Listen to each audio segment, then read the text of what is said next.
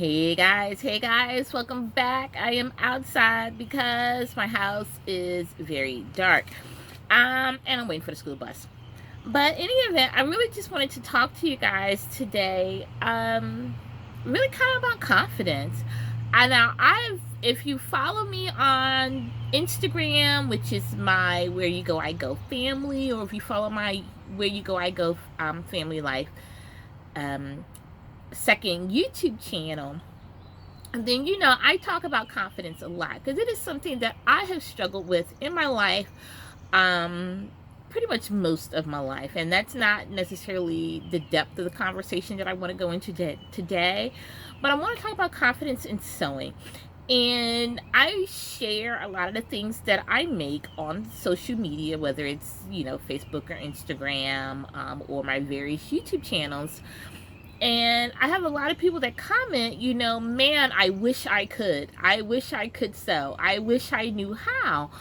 And I have to tell you guys, like, honestly, just do it.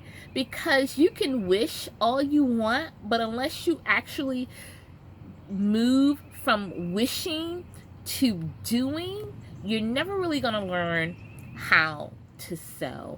And your skill set, wherever it starts at, it's never really going to grow unless you are proactive in learning how to better yourself, just in general, but in specifically, we're talking about the sewing realm.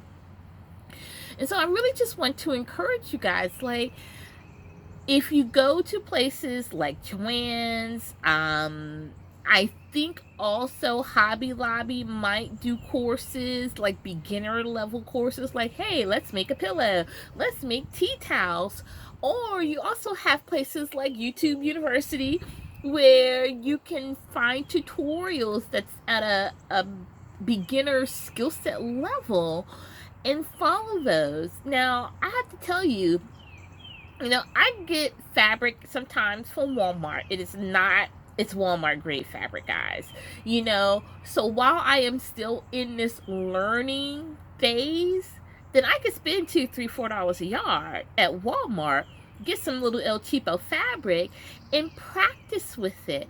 And so that is what I want to encourage you guys to do. If you are new and you're looking at learning how to sew, don't go out spending $20, $30, $40 a yard, because that's just nonsense, okay? It's cuckoo pants, that's what we say in the house. You can hit Walmart, you can hit stores like Hobby Lobby. I wouldn't even spend more than $5 or $6 a yard, and then you can start practicing. Maybe you start making pillows. Pillows are just 4 straight lines, choo choo choo choo choo. It's as simple as that. And then you stuff it and sew it closed. So if you can hold the fabric straight in the machine as the machine is going, then start there. If you want to start with clothes, you can start by making simple gathered skirts. So at Christmas time, I made skirts for my sisters, my 2 older sisters. They wanted African print skirts. Okay, I didn't know how to make that. So I went to my handy YouTube University, looked up some tutorials on how to make gathered skirts, the ones that have the elastic at the back and the flat front and pockets.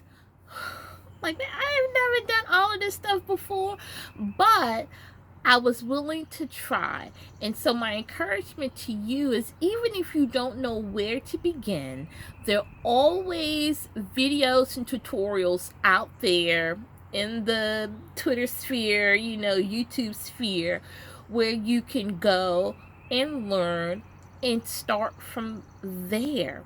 And then just practice, because I tell you, I didn't know how to do a lot of the things that I'm doing now, but I was willing to try. And that's what you got to be. You have to be willing to try.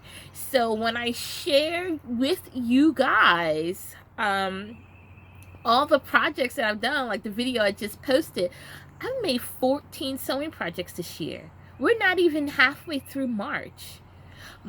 Last year, I made 34 sewing projects. My goal for this year was to make 40. Never in my wildest dreams did I think I would be nearly halfway done 2 months in. Like, that is straight cuckoo pants. I have been sewing like a crazy woman. And it's not that I started with this knowledge. I started making those basic rectangle skirts for my daughter like 4 or 5 years ago. And I have been terrified to sew for mommy curves. When you're sewing for a 4-year-old or 5-year-old that is as flat as a board, hey, I got that. I could do that. But now I got this and this and this and this and this and all of this. Oh, that's a whole different ball game, guys. Whole different ball game. And I was terrified. But then I just got to a place where it's like, I'm tired of wearing the same clothes. I have not gone shopping for myself for new non-pregnancy clothes in forever. Or a lot of my clothes are like hand-me-downs or secondhand in some regards, whether it's from a family member or, thrift store, what have you. And I just got tired of it. I want to know how to sew for my body because my body is not traditional store sizes. Cross here is a size 12. These girls are a size 10. This is a 12, but you get down here and all of this is a 14. Don't nothing fit. And we ain't even talking about bras. That's a whole different ball game. So my goal is just to stop making excuses, stop looking frumpy, even though I know I look frumpy because I'm in this big old sweatshirt.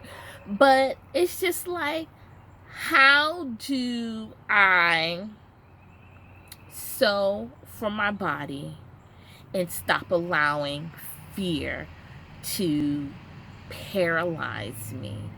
And that's kind of where I'm at, guys. It's like, you just got to stop allowing fear to paralyze you. Y'all can hear the bus is here. So anyway, I just wanted to encourage you guys not to allow fear to control you.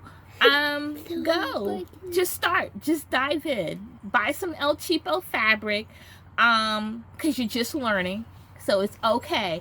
And once you know how to do stuff, then you can invest in the nicer grade of fabric.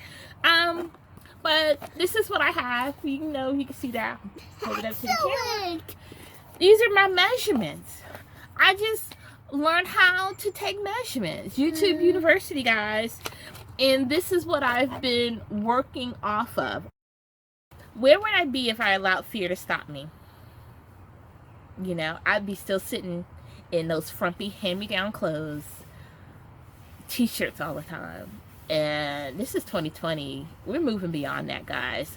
So in any event, encourage you, start with your measurements. You can start with a basic gathered skirt, and I'll show y'all some pictures. It wasn't fancy, but you can start with that. You can start with t-shirts. T-shirts are really easy to pattern.